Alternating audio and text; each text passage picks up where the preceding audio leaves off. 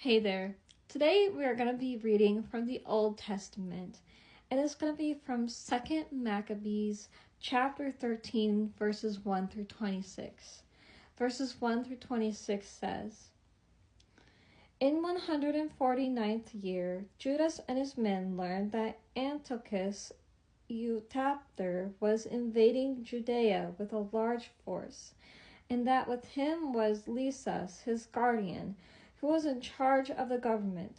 They led a Greek army of 110,000 foot soldiers, 5,300 cavalry, 22 elephants, and 300 chariots armed with scythes.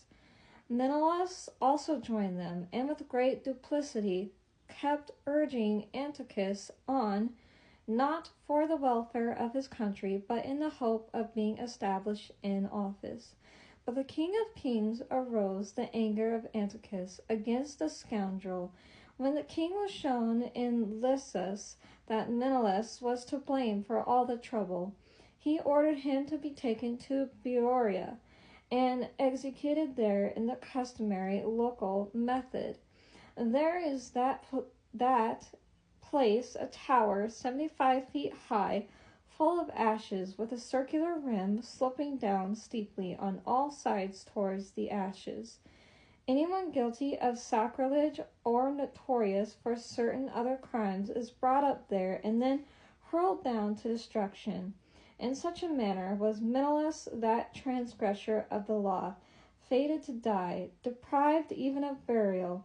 It was altogether just that he who had committed so many sins against the altar with its pure fire and ashes, in ashes should meet his death.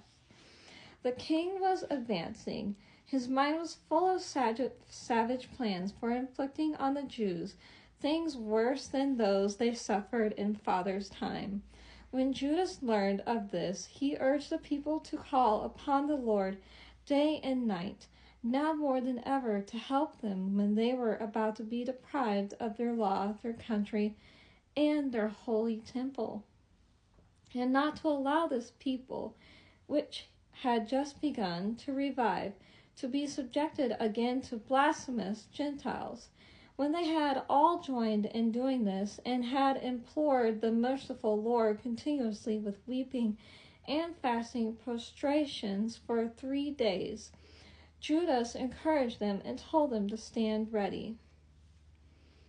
After a private meeting with the elders, he decided that before the king's army could invade Judea and take possession of the cities, the Jews should march